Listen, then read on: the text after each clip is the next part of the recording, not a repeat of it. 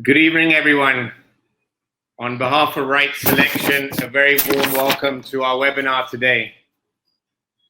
To share a brief background of our organization, Right Selection, we're a father and son family business, and for the last 25 years, we've been collaborating with an elite group of thought leaders, speakers, and trainers. These experts have been coming to the Gulf region and to India to share their vision, their insights, and their expertise with a community of top professionals and individuals like yourself.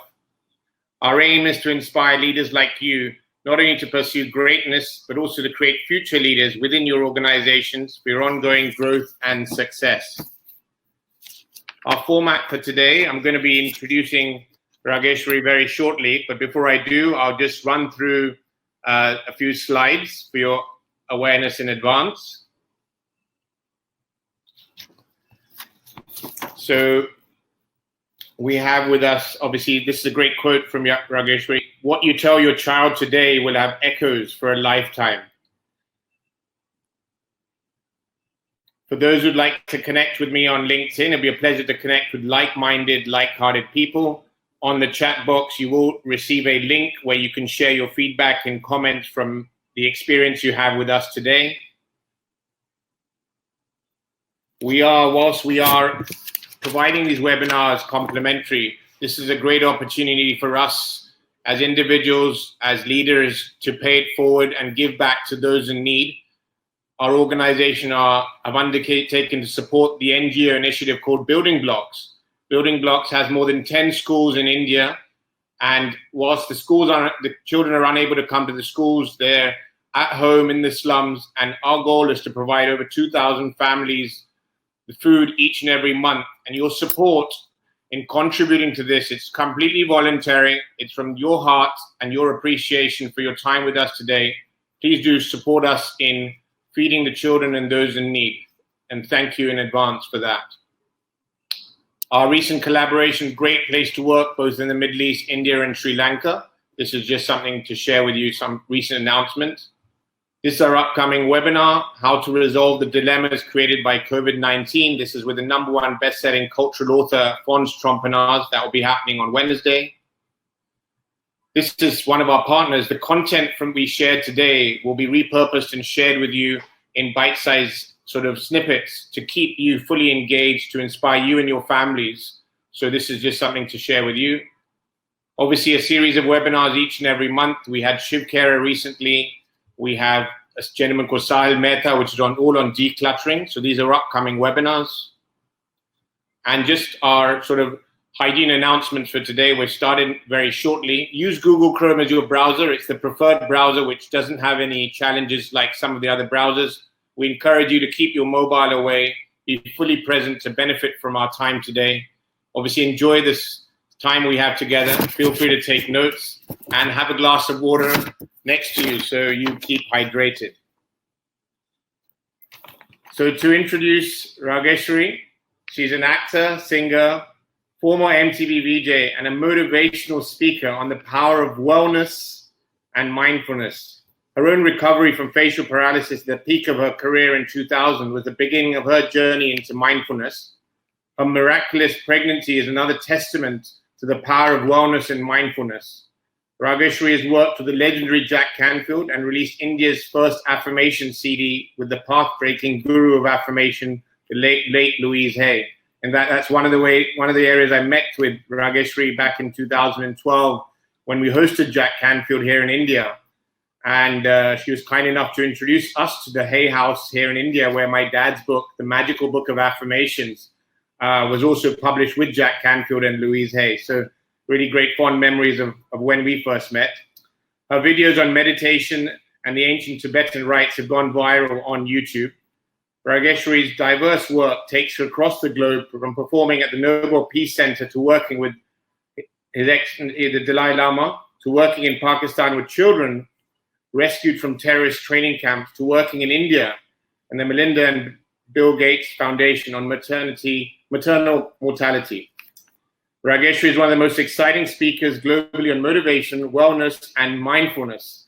Raageshwari resides in London, currently with her husband, Sudhanshu Swarup, and her 4-year-old daughter, Samaya Swarup. please join me in giving a warm welcome to Raageshwari. Welcome, Raageshwari. Hi, Gautam, and hello to everybody. First and foremost, pranam to Ramji, your lovely dad.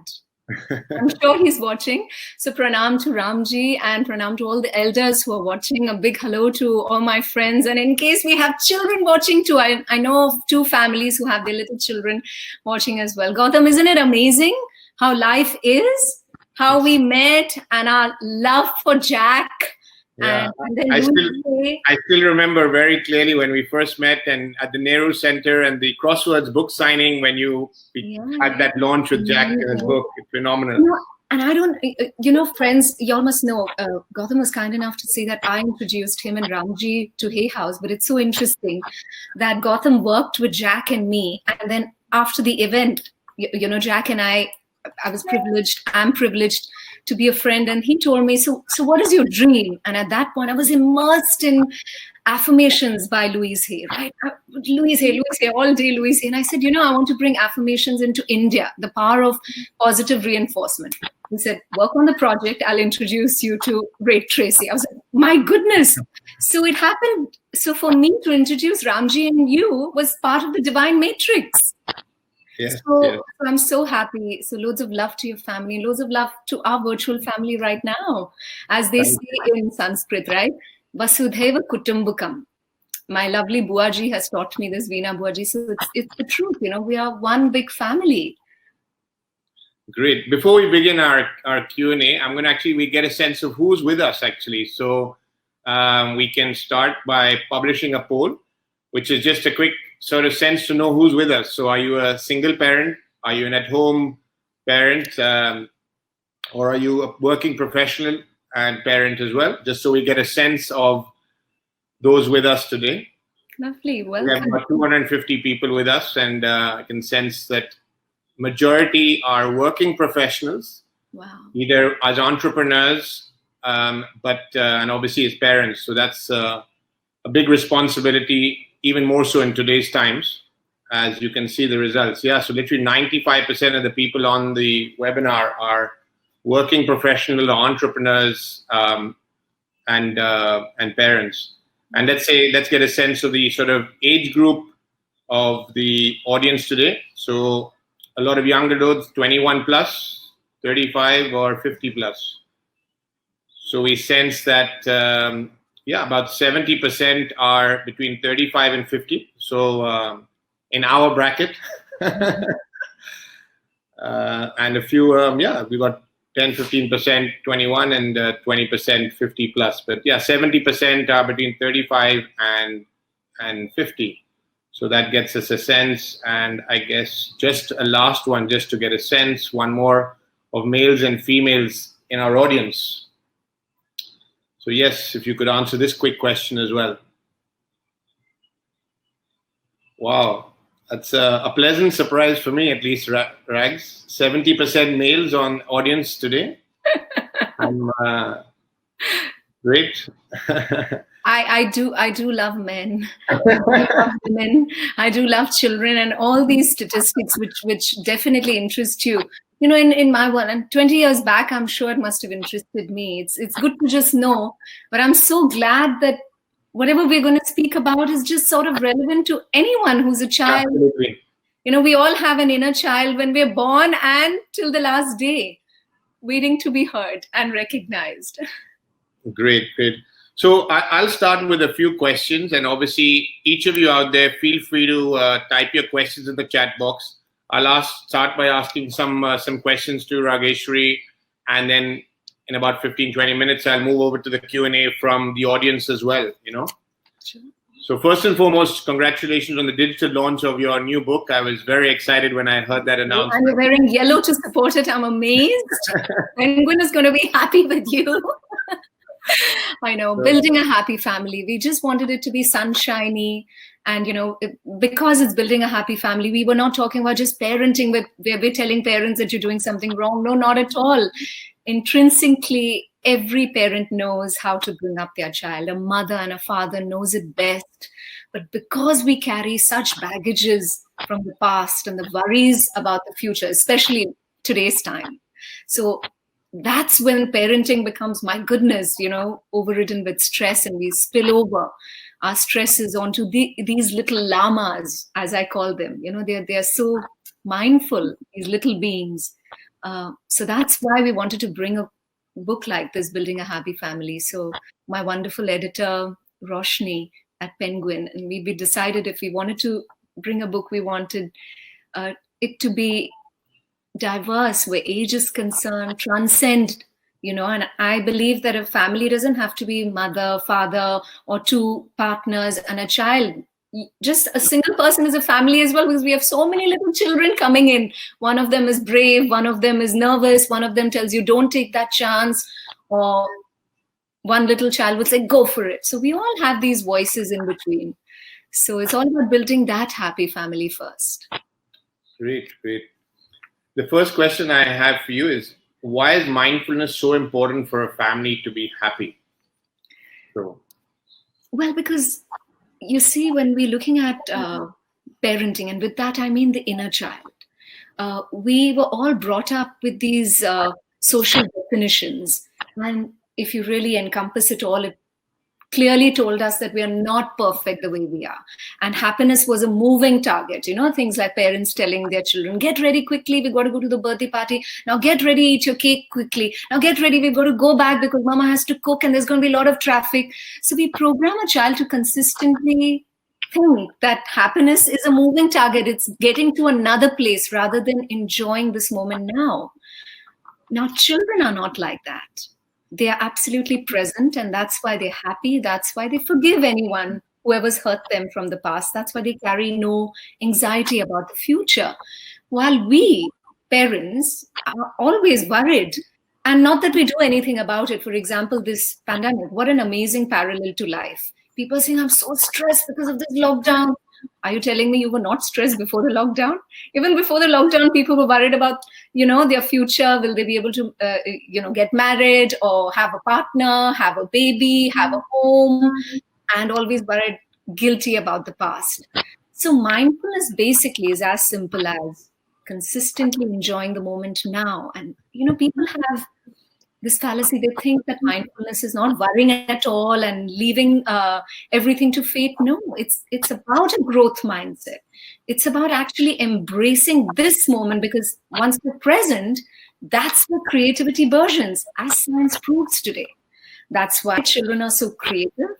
Children are so happy. They recover from downfalls. I mean, even they have little downfalls and challenges, right? How they learn to walk, how amazing they, get up every moment. And they're not concerned, are you walking faster than me? They're just happy. They want to conquer the task mindfully. So it's not that we need to teach children anything. We need to teach ourselves. That's why mindfulness is so important, because it will cause them to reparent themselves and allow children to take the lead for a change. And it will have ripple effects of great joy and happiness, because you're not now thinking that I have to define myself to this social definition to be happy. You're just happy being who you are. Great. Would mindfulness decrease the passion as people feel it brings such a sense of calm that you'd be complacent? But you see, we've got into this wrong definition that I have to have that passion and motivation and keep screaming all day that I can do it and I can do it. And yes, sure, go ahead if that works for you. And that worked, works for me. For example, if I have a live event where I have to sing for 2 hours, I do a lot of positive reinforcement. I go in front of the mirror and do my positive affirmations. I'm with my group of dancers, singers, and like constantly. Sure, that works. But it's also about restoring energy throughout the day. And what we do is we're living our day as if we've got a live event. For example, this pandemic, there are people who've actually gotten themselves ill just thinking about the illness. Forget about the illness, which, God forbid, never happens to any of us. But we've already had it 10,000 times in our mind, right? There are so many families who've actually fallen ill just thinking about it. So mindfulness basically tells you, if you're worried about the future, you don't need to be. Plan it out beautifully. So, for example, if I need to know I have this webinar with Gautam tomorrow. If I was thinking about it yesterday, for me, I'm being present and I'm thinking, great, what do I want to focus on? And I enjoy that moment of prep work, but I'm not wasting my time in misery thinking about what could go wrong. So it actually makes life much more clearer, forces you to think in a positive direction, more like a child and more creative, that let me just enjoy this moment. I mean, parents wake up, corporate, and this is, of course, in the corporate world as well. We wake up and we look at the to-do list. We wake up and instantly look at the news. We wake up and, as they say, that sleep is a mental cleanser. And the first half an hour is such an important time in your day. You set the tone for the day. So what is it that you're doing?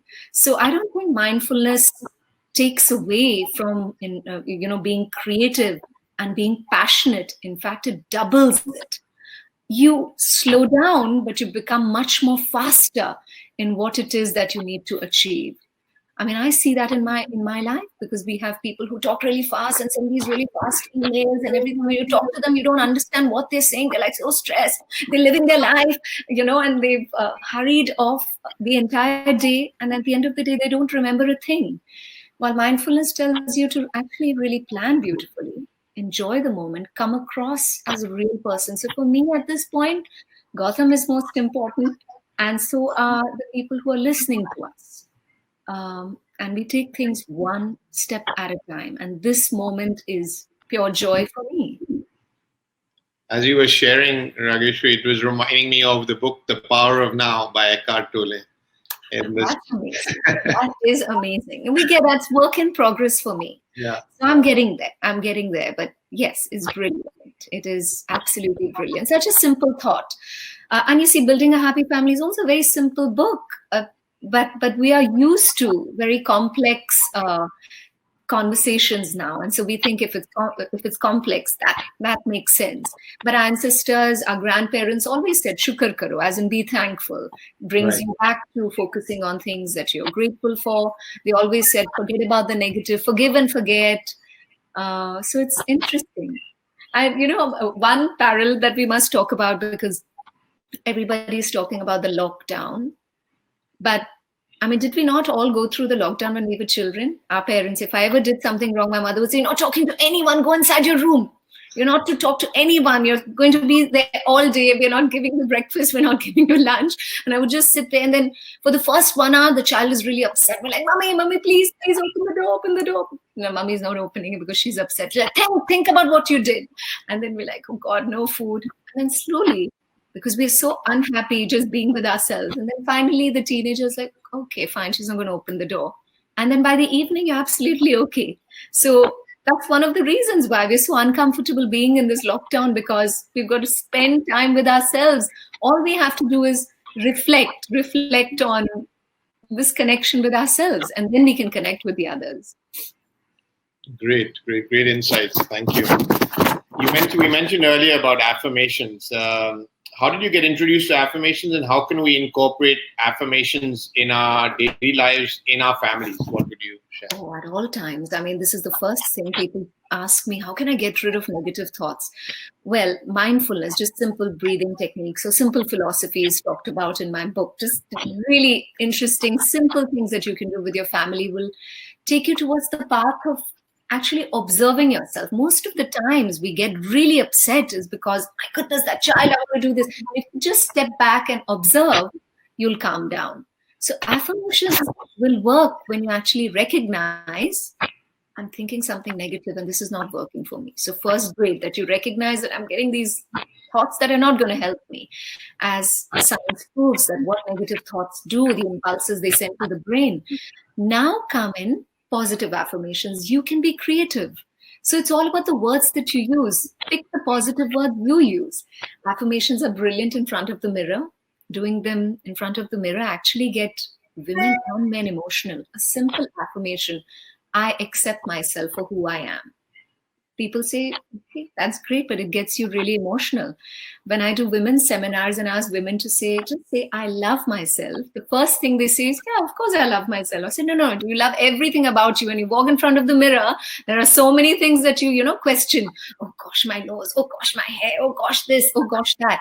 So it's loving every aspect, be it your wallet, be it your career, be it your downfalls, be it your challenges. And from then on, you can actually take affirmations that you would need help on in any area of your life. So let me give you this example of employees in the call center.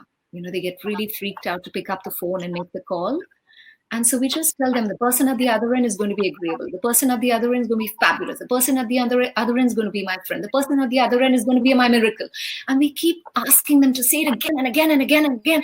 And they see it, and you can see the person just changing. And after 5 minutes, the person saying, I think, madam, I'm going to make that call. There you go. So you just change. It's almost like having a shower every day. It's a constant dialogue, an inner dialogue. But first, you observe.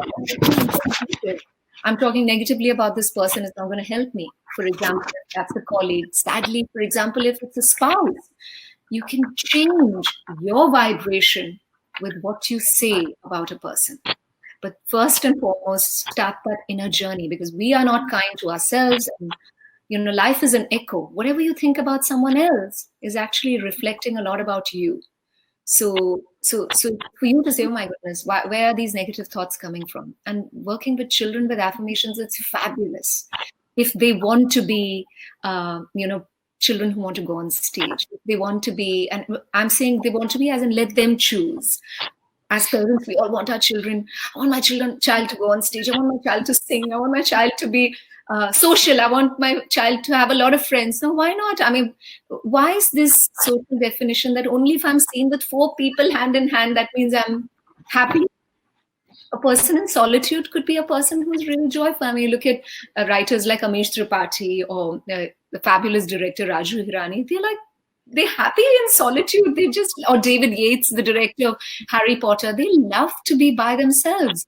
So we need to let children be the way they are. But for example, if they come up to you and they say, Mama, I'd like to do this, but I'm shy or I'm scared, then you can really help your child where stammering is concerned, where your own fears are concerned. And the easiest way to use affirmations is you be creative, keep it present, a little bit about the future, and end it or begin it with gratitude.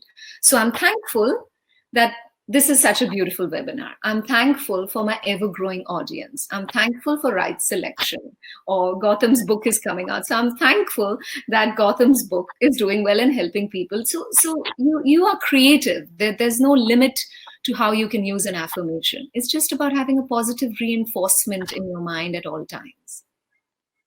Thanks, Raageshwari. One of the thoughts, again, from what you just shared, comes to this topic of self-love. So what are your thoughts on self-love and how important that is as a parent, be it a mother or a father, starting with self-love before we can... Yes, and we have Mother's Day tomorrow. So self-love, you tell that to a child and they laugh, right? Child, when I say little children, we are big children. So you tell that to a toddler, and say, what are you talking about? They're all about self-love. They're all about prioritizing themselves, right? Even if you're a mother, like really tired, the child will say, pick me up. And like, I can't pick you up, pick me. They don't care if you're tired. And they're eating an ice cream so much so that if you want a lick, they'll immediately grab it back. They're excellent in prioritizing themselves. And then we, of course, the societal pressure of you have this, that's coming across as selfish. You cannot do this. You cannot say this. You cannot be like this. And then, they become like us. And so we were very easy, and we were all about self-love and self-care at one time. So easiest thing to start where self-care and self-love is concerned, the oxygen mask theory, especially, I'm aiming this at parents. And of course, it applies to all of us. So there's this chapter in my book, Building a Happy Family, there's a chapter called oxygen mask theory.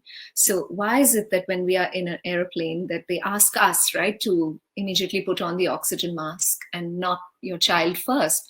Because they know that once you heal yourself, energize yourself, enrich yourself, then you have the presence of mind to look after your child and guide your child with love and with affection.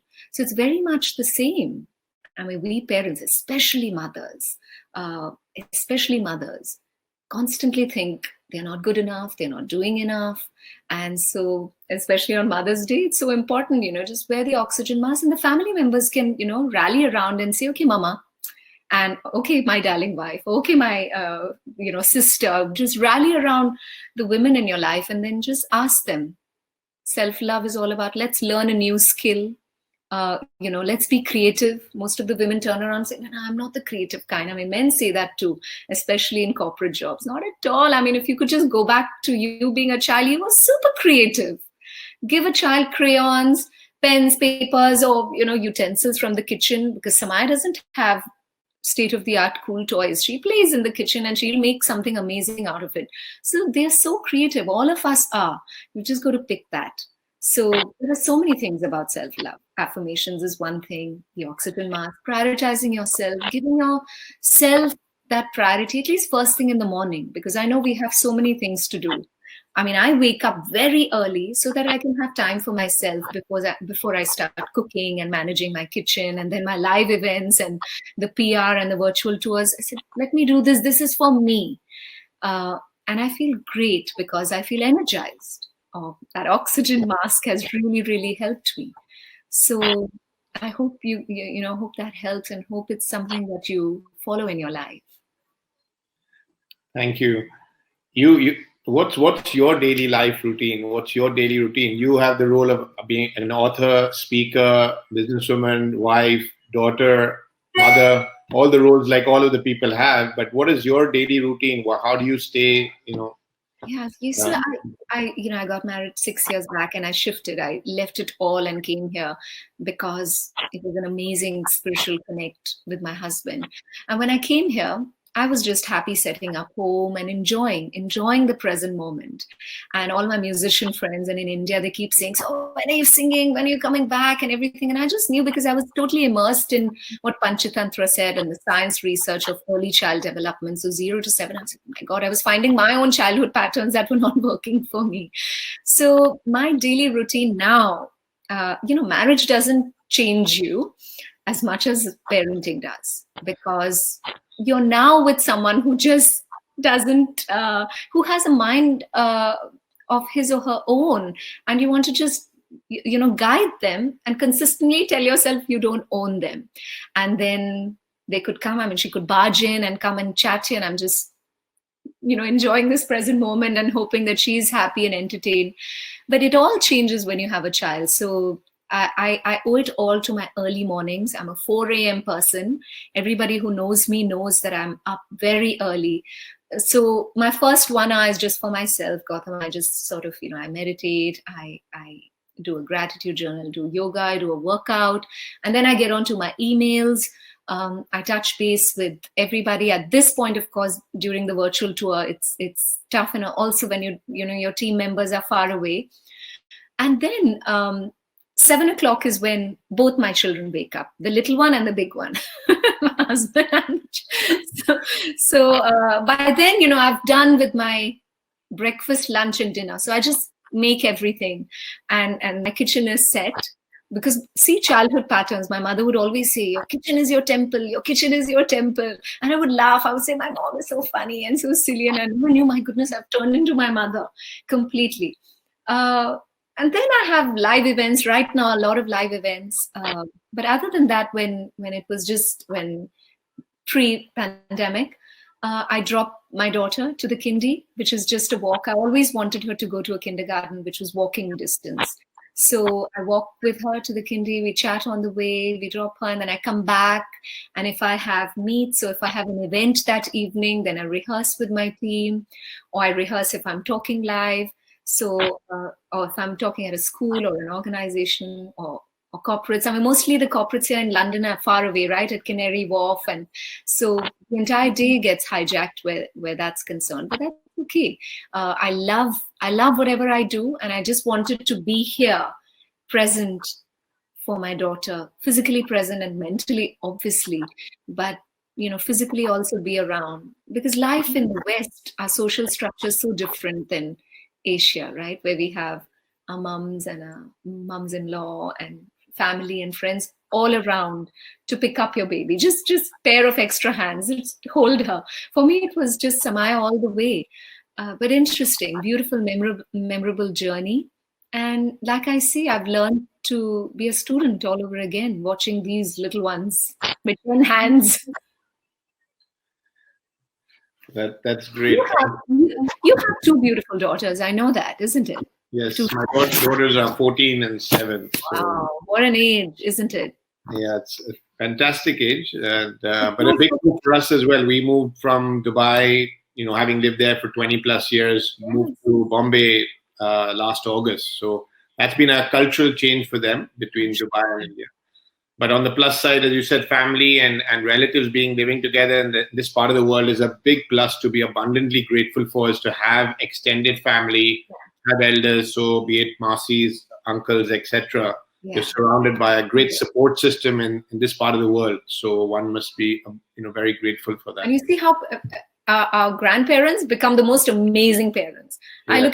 I look at my parents and I'm like, my goodness, you guys were so strict with me, and they're so easy going with Samai. See, because they become mindful at that age.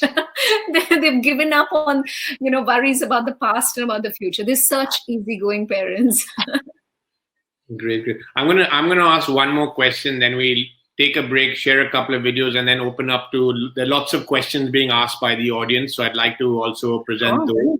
My final question is relating to the lockdown. I mean, whilst you said we've all been through some level of a change, but today we have to manage our businesses or professions, our relationships with our spouses, our children, our finances, our health, and all under one roof.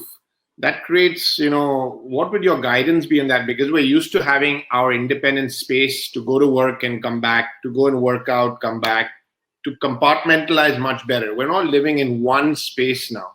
So what would your advice be in this? Because this is from myself on behalf of everyone out there, but it really wanted to hear your insights into this question. Please, over to you.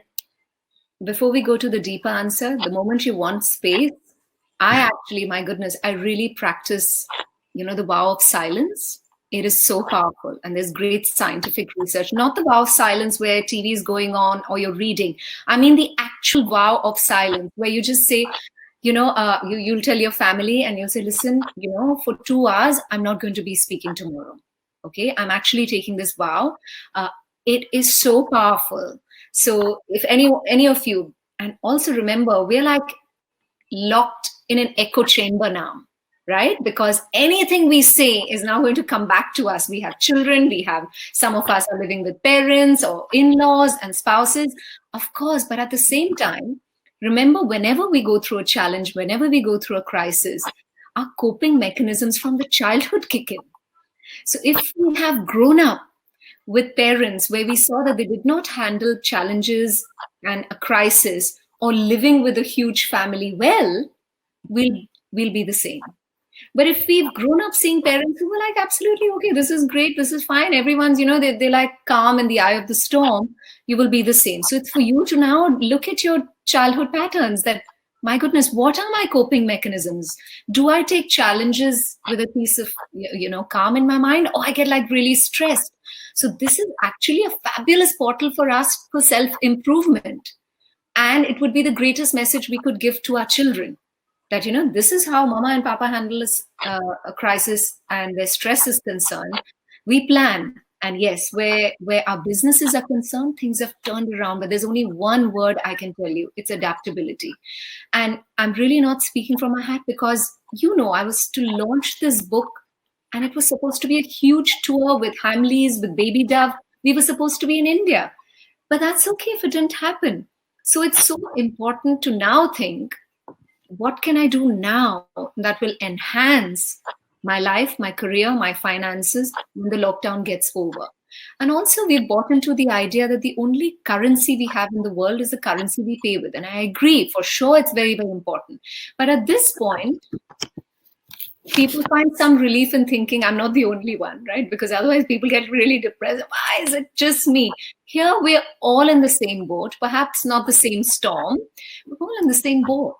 So we've got to now think Be mindful, meditate, so powerful to awaken the genius within. We do get brilliant ideas that how I am going to adapt, how I'm going to get a new project.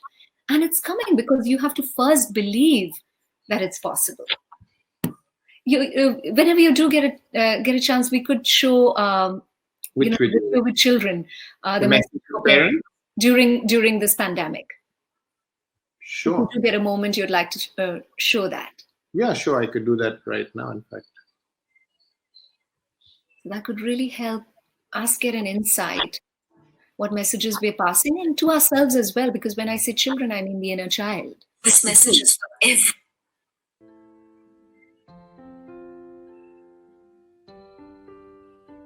This message is for every parent out there. How are you defining this message is for every parent out there with your child? How are you defining this intense period in your life?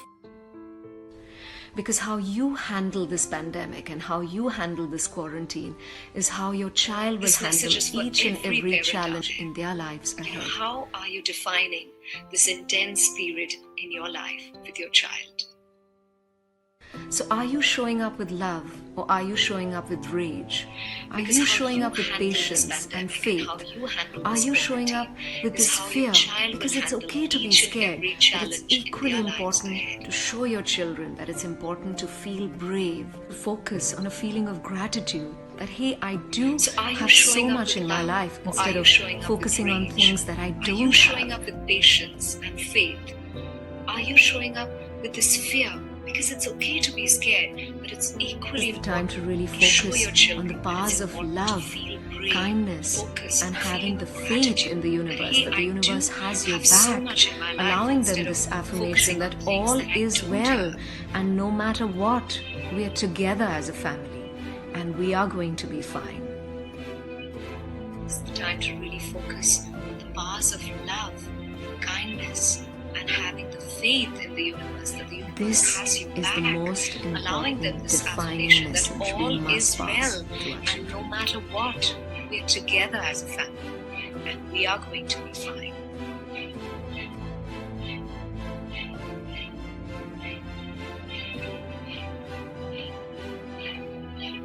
This is the most important defining message we must pass to our children.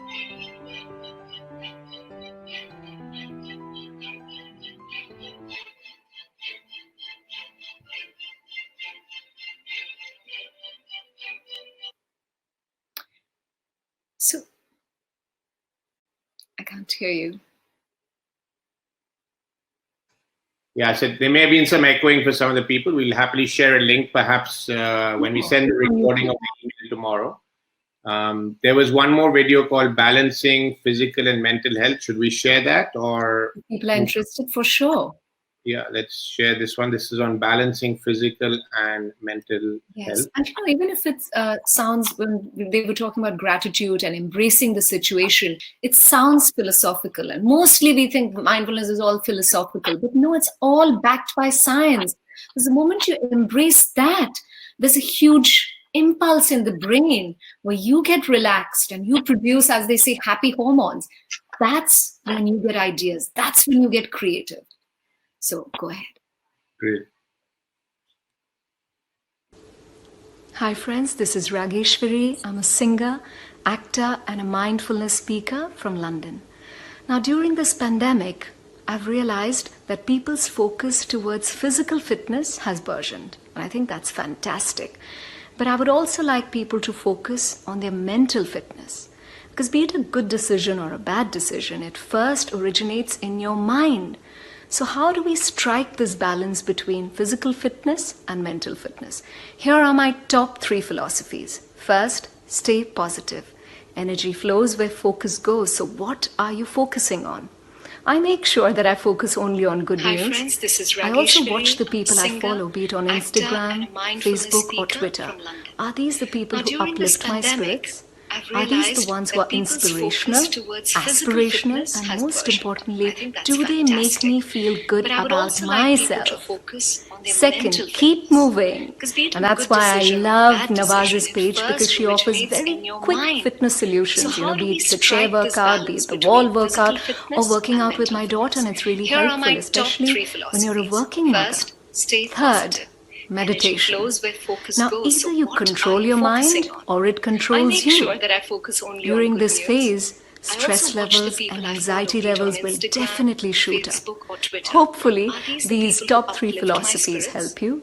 For more, please watch my wonderful dear friend and celebrity fitness icon Nawaz Modi Singhania of the Body Art Centers for more fitness solutions, especially home workout with you.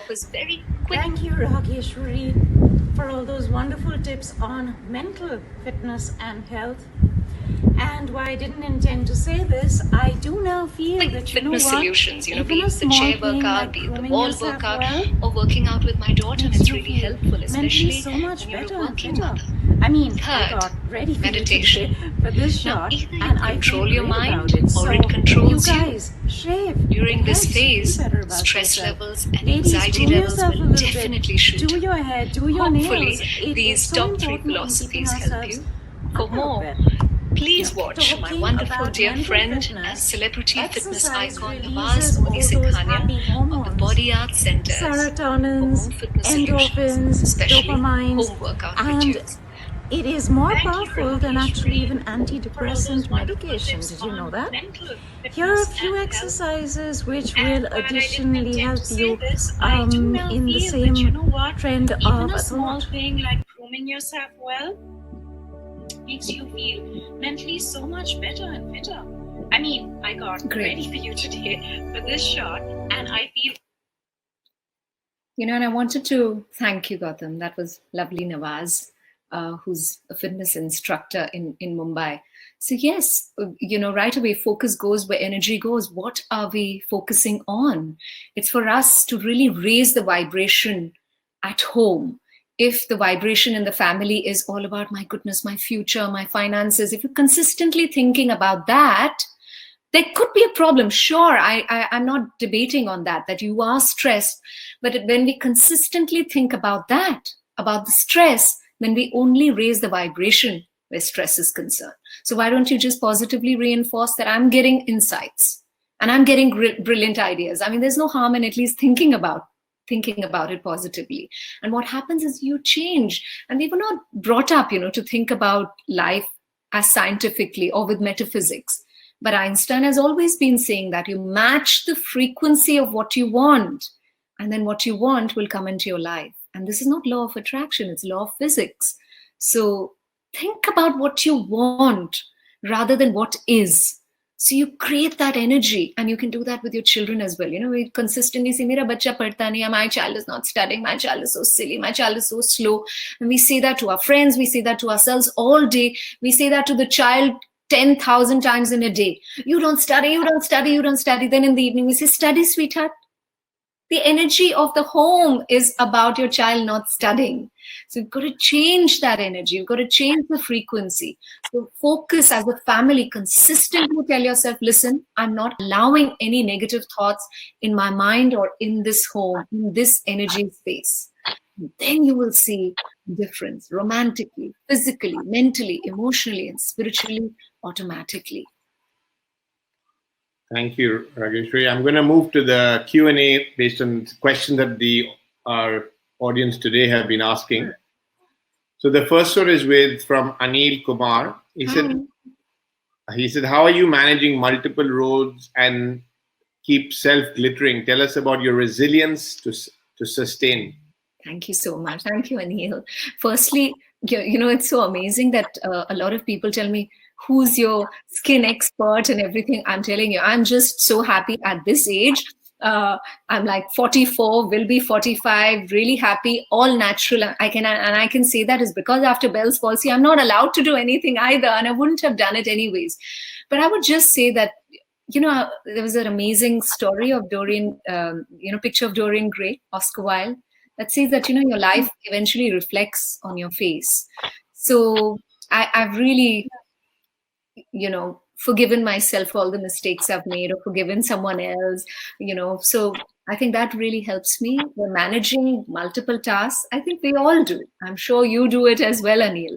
We don't give ourselves too much credit. So we need to pat ourselves on the back and say, hey, I'm so proud of myself, and celebrate our small victories. But a timetable, to answer you, in the corporate world, a timetable, it liberates me.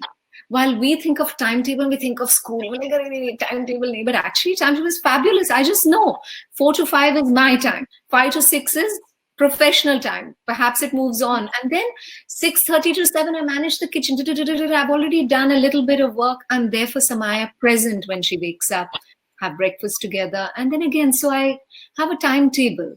And so slowly, when people also you work with realize she is someone who is professional, she will be there, and if she's busy, that means she must be with Samaya, or probably doing something that requires her attention at that time. So people eventually do get to know what you're all about as well.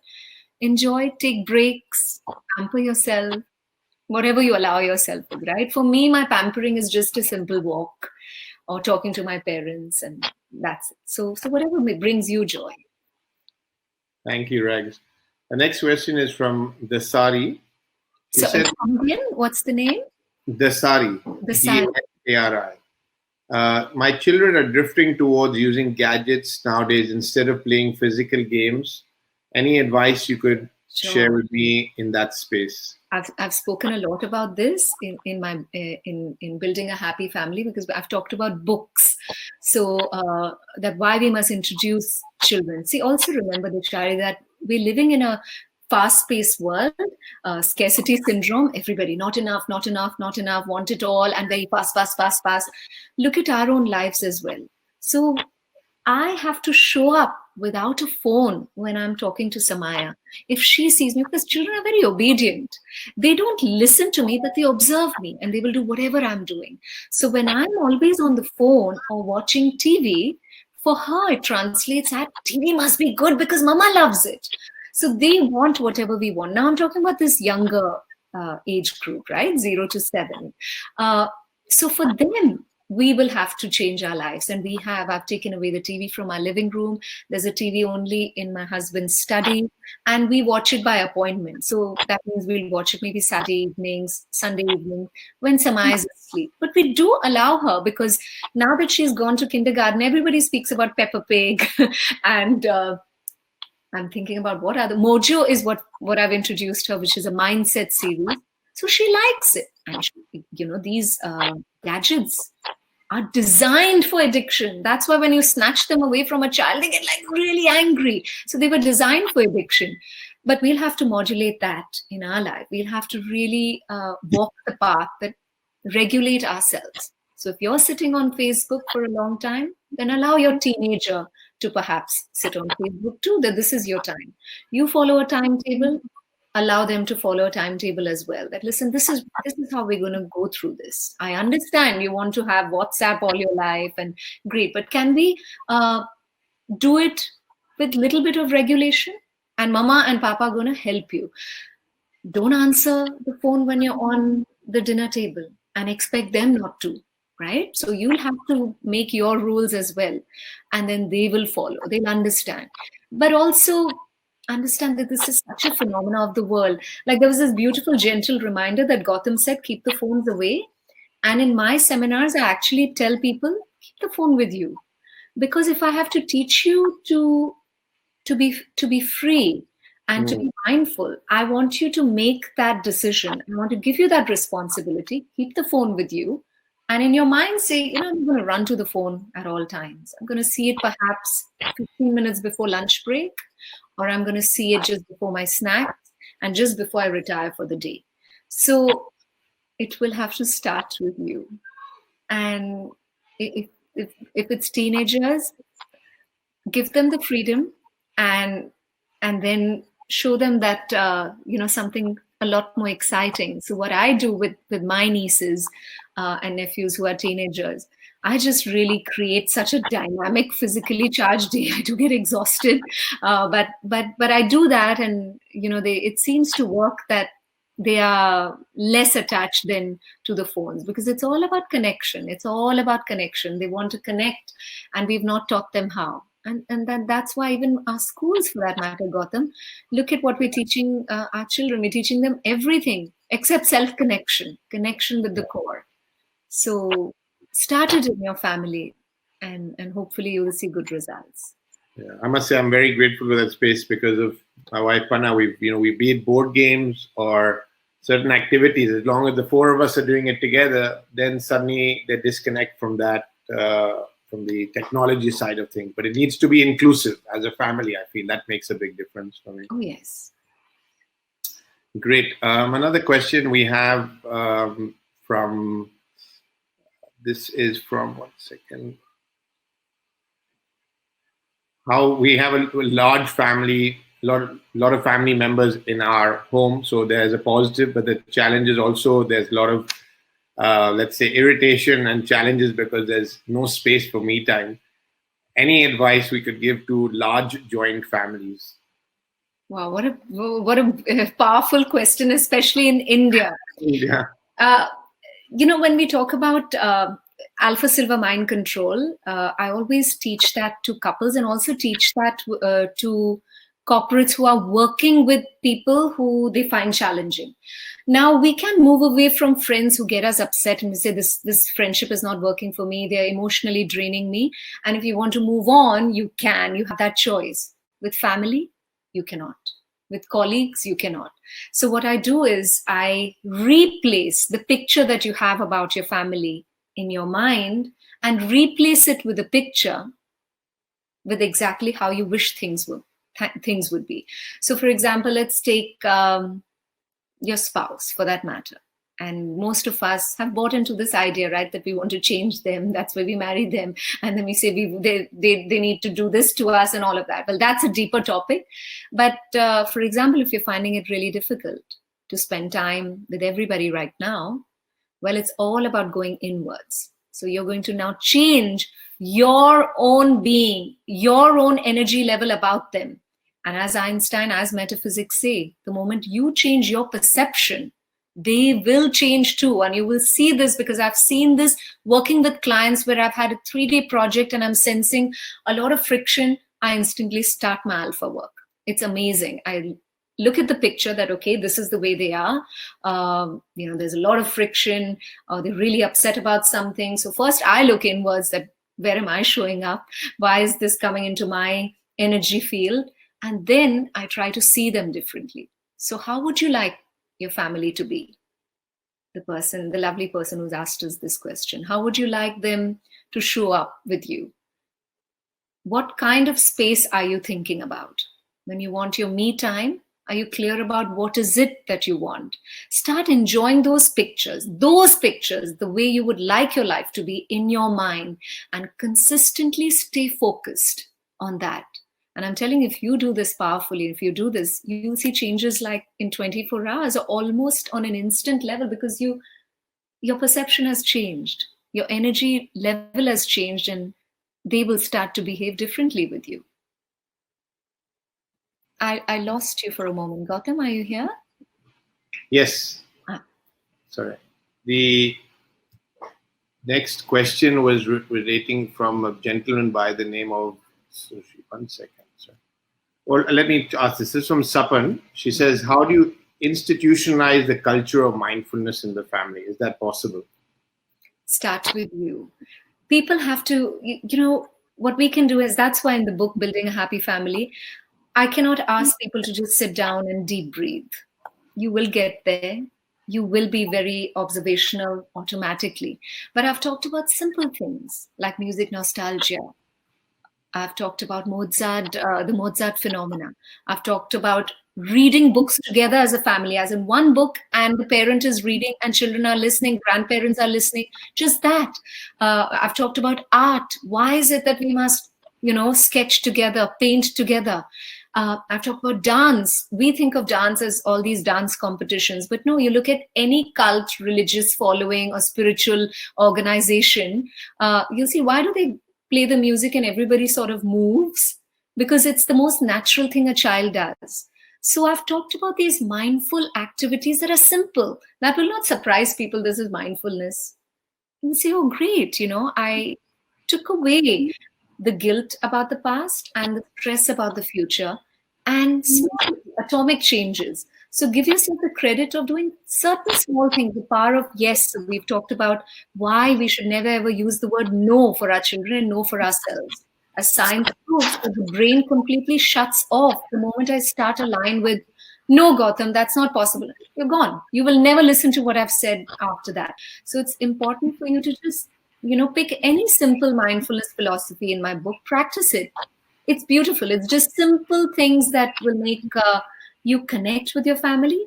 And from then on, move, like the growth mindset as well, which is all about embracing yourself much more when you make mistakes, much more when you fail. So that actually awakens a person who will take more chances in life. So it has beautiful ripple effects of coming back to the present, being grateful, coming back to the present, enjoying your family, coming back to the present, loving yourself for who you are, coming back to the present, enjoying your family for the way they are as well, especially our children. And that has ripple effects that when you see yourself in the mirror now, you love yourself even more because you have no complaints, zero judgment. Great, thank you. A lot of people are actually asking for the book. I believe physical copies are not available, so is it digital online for now? So June, yes. And we've posted it for sure. So it's out there on Kindle and on Amazon. The international links and the national links are for all to follow. So I'd be honored if y'all would think you would want to own a copy. So thank you. Great. I think Rinkesh, you could share the link if you have it on the chat box as well in case anyone's interested. Thank you. And those asking about the videos we shared earlier, rest assured we will share the links in the email that you'll be receiving tomorrow. So you'll still have the opportunity to listen to those if by chance you missed out on them earlier today. There is an intriguing question relating to books saying, this is from Sushil Basin. He's saying that our parents never attended parenting classes or read parenting books, and we turned out as good children, didn't we? Having said that, why do you feel today parents need more guidance, be it in books, be it in workshops, be it in this? What is it today that's different? Wow. So like I said at the beginning of the show, that intrinsically every parent is perfect for their child. They know beautifully. But can we go back to living like how our parents did? Today, science research tells us that parents in today's times, we spend more time with our children than our parents did with us. But they were easy. Do you remember your parents sitting with you all day saying, study, study, study? Your parents coming and dropping you to school, picking you up from school, playing. Oh, let's do this game so that you learn more words. Let's, hone your vocabulary. All of that. We've become very result-oriented. Why? Because we're coming from a scarcity culture, right? Never enough. Nothing is never enough. Tell me one thing that you think I have enough of. So people are always, I don't have enough love. I don't have enough cars. I don't have enough home. If you were to ask some, people would want more and more and more. So we as adults come from a place of scarcity. We come from a place that we think we're not perfect. That's why we see our children as not perfect. A parent who sees the child for what the child is on a wonderful journey themselves. So they don't need any parenting classes at all, or any books for that matter. But at the same time, I'd like to say that parenting is just about bringing up your inner child. And I feel that there's so much to learn from our children, and there's definitely a lot to learn from our parents and our grandparents. I mean, they just were easy. At least, I can talk about the way I was brought up. It's just very, very easy. But at the same time, there are so many patterns that worked for me and so many patterns that do not work for me. So, I grew up just consistently seeing my father especially battle with a lot of rejection, musically. I mean, he won a national award and he was consistently battling, wanting to get opportunities. So it created such an impact in my mind that it was a pattern in my life that even though I had so much success, in my mind, at the back of my mind, that story had to make sense. So I would attract a whole lot of experiences to make sure that my career comes to a standstill, always would keep happening until I realized, oh my goodness, this is a pattern that doesn't work for me and I need to change it. So it's each parent is perfect. And that's the beauty of mindfulness. There's no judgment. It's work in progress. It's a beautiful journey. It's not that you will meditate today and tomorrow you'll wake up and say, I'm very mindful now. It's just a way of life, to let go, to really enjoy, to forgive, to forget, and to embrace whatever life throws at you. Thank you, Rags. I'm going to take 2 more questions before we close our session for today. One is, could you share your insights on forgiveness as parents in terms of with our children? Forgiveness. Forgiving children? Yeah. Oh my goodness. Especially where, so it's linked to mistakes, right? When we're really upset that a child has done something wrong. Well, I would say that we all of us, we are built in. We will learn when the time is right. Right? We have to make our mistakes. We all do that. I mean, our parents kept saying, don't do this, don't put your finger in that socket. We will do that. So where actually creating boundaries are concerned, each parent has their top priorities. For me, it's only about that Samaya is a kind person. And secondly, of course, I want her to be safe.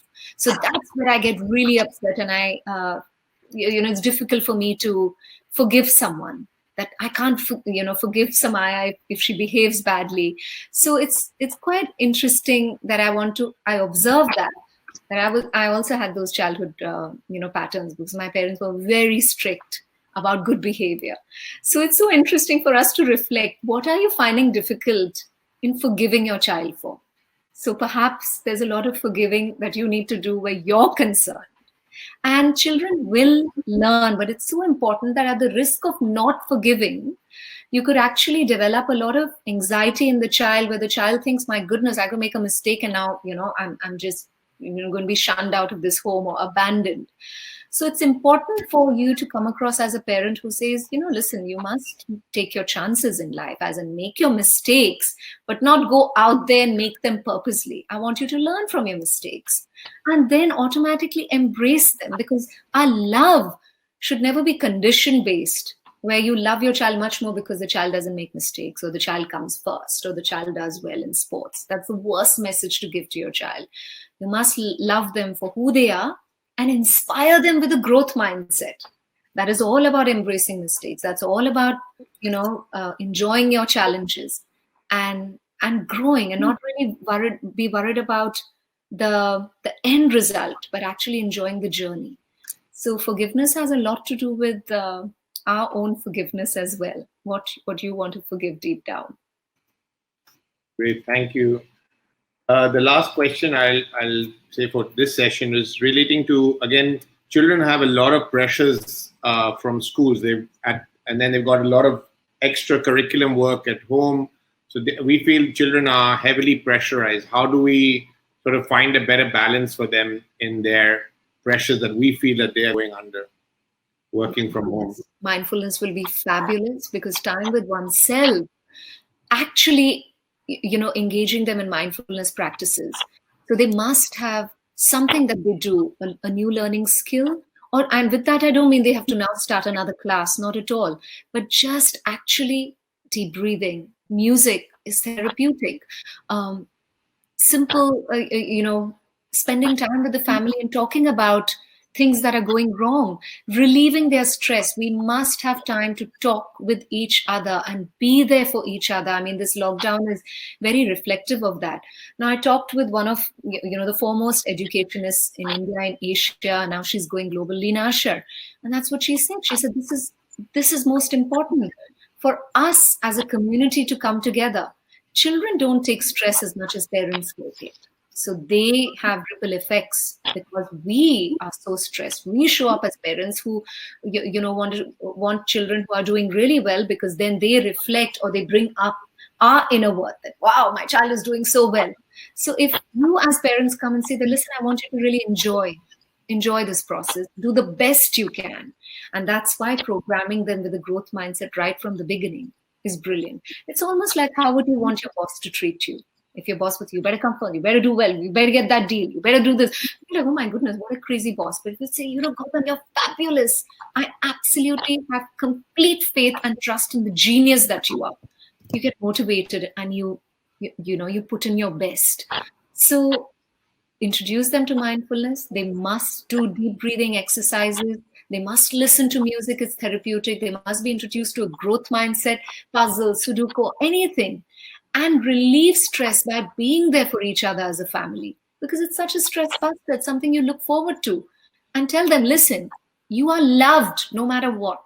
Now do your best and life will be fine, and we're in it together. So these are the kind of dialogues that really, enhance the energy of your home, where the teenager doesn't feel like, my goodness, I want to move away from this home, but feels like, great, this home is my haven where I go and, spend time with my parents, accept me for who I am. Thank you very much, Raageshwari. It's been an absolute pleasure and privilege to have you with us for the last hour. I can't believe it's past the full hour already. Wow, thank you. I hope the audience feel the same, Gautam. Well, we have at least 90% of them online, even though we're beyond the hour, so we're grateful. I'll just like to share a quick video if I can. This is from Building Blocks. It's just 1 minute. I welcome you. Of course. So this is from the CEO of Building I'm the founder of Family Development Services.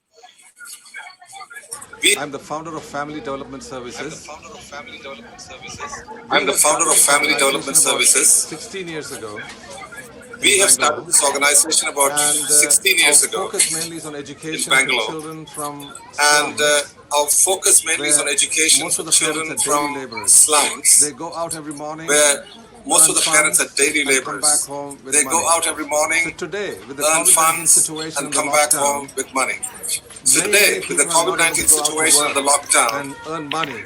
many people are not able to go out to work because the children and are earn at money. home and there is So no that has food put to them be in a fed. very critical condition we because the started a children food are at bag. home and there is no food to be fed. Distribution. So we started a We food distributed bag about 2,200 distribution. bags. Each bag is about We have 25 distributed about kilos with rice, dal, all 2,200 the bags. essential stuff. Each bag is about 25 kilos so far with rice, distributed dal, all the 50,000 essential stuff. kilos or more a We have little bit. totally so far So, distributed The need 50,000 is so kilos big or more a that little 50,000 bit. kilos is nothing. So the need number of is so people big just in this that one 50,000 slum kilos is is about nothing. 2,500 families. The number of people And just what in we this have one touched is slum about is about 300 2,500 families. So the need is big, And what we have touched and is we want about to appeal to you 300 to families. help the people. So the need is big, in this and we want to slums appeal to where you people are in to desperate help the situation. people Thank you in so this much slums for where people are in desperate Gagladi situation. family, Thank you so for much stepping out for and wanting to help, the Gagladi family with an appeal to for all of you stepping that are out going to and wanting be to help, approached by with Gautam an appeal and Ram. to all of Thank you that so are going much to for your be help.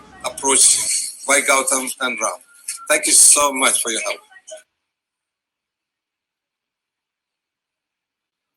Thank you so much. That was James Abbott from the Building Blocks. So the link is there if you'd like to support this good cause and helping us reach more families living in the slums. I feel one of the best things we can do as individuals and as leaders is to give back and support those in need.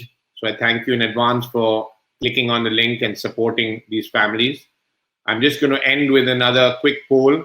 I mean, we'd love to continue working, collaborating with Raageshwari.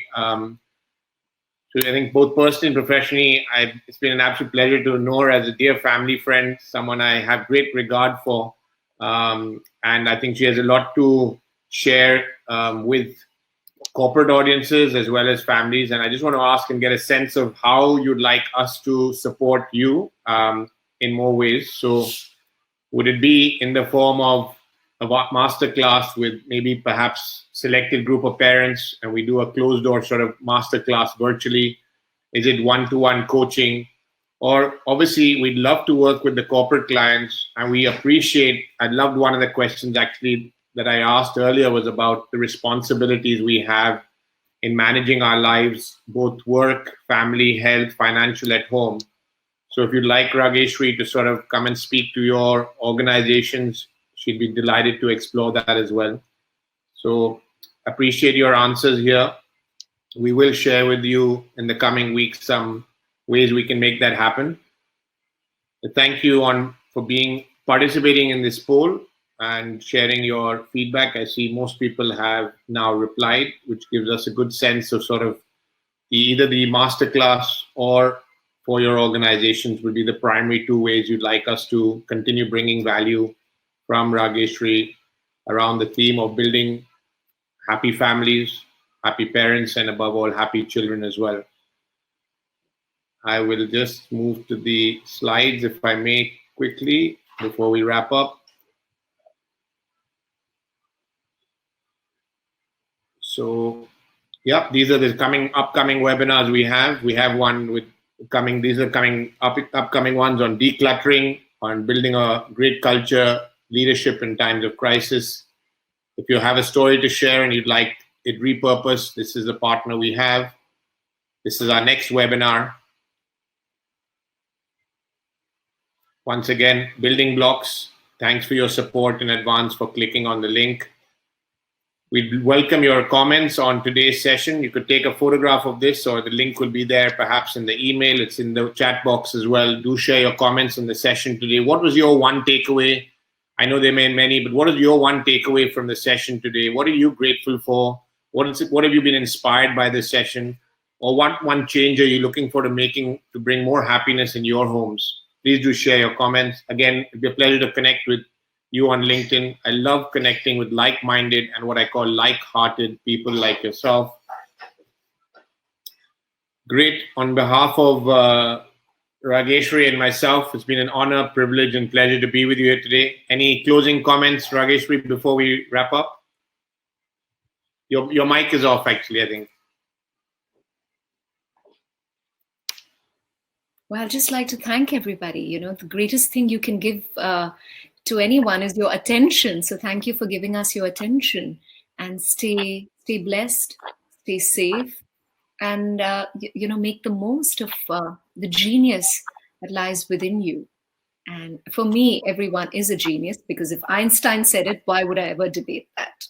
So you are a genius, and if no one's ever said that to you, just start saying that to yourself. You're brilliant, you're unique, and you're special the way you are. Thank you very much, Raageshwari. It's been an absolute pleasure to connect with you virtually. On behalf of Raageshwari, myself, and Right Selection, thank you to each one of you for being with us today. We look forward to continually staying engaged online, and keep happy families. All the very best, and have a good evening. God bless. Thank you, Gautam. Thank you, everybody. Thank you.